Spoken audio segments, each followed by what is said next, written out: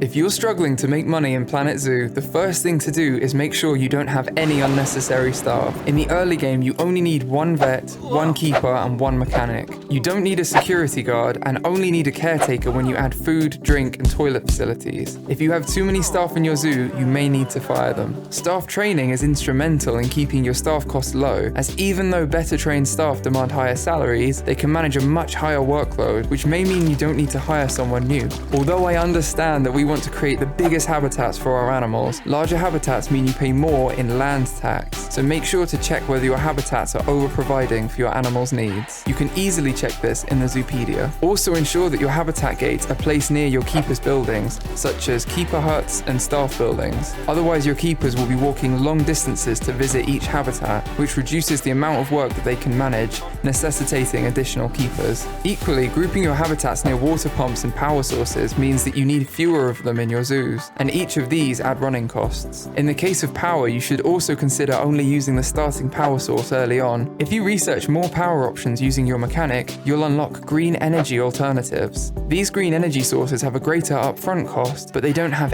any running costs, which makes them the much cheaper alternative. One of the most common reasons zoos fail to make money is that they have too many large carnivores too early on. These animals have large feeding costs, which are unsustainable for a new zoo. Stick to smaller animals until your zoo is economically stable, and then introduce these big ticket animals. You also want to ensure you monitor the ticket price of your zoo, as introducing exciting new animals will raise the ticket price that guests expect to pay. Check how they feel about it in the Guest Thoughts tab, and make changes accordingly. Guest facilities are a huge money-making opportunity in your zoos, and they more than cover the staff costs of the vendors that run them. So make sure you check which types of facilities your guests are asking for, and give the people what they want. Perhaps the main money-maker in your zoo is donation bins. These should be placed in key viewing areas where guests group together. One key thing to consider is the better you educate your guests, the more money they'll donate. If you want to see how you can improve your guest education to maximize this, make sure you check out this video next.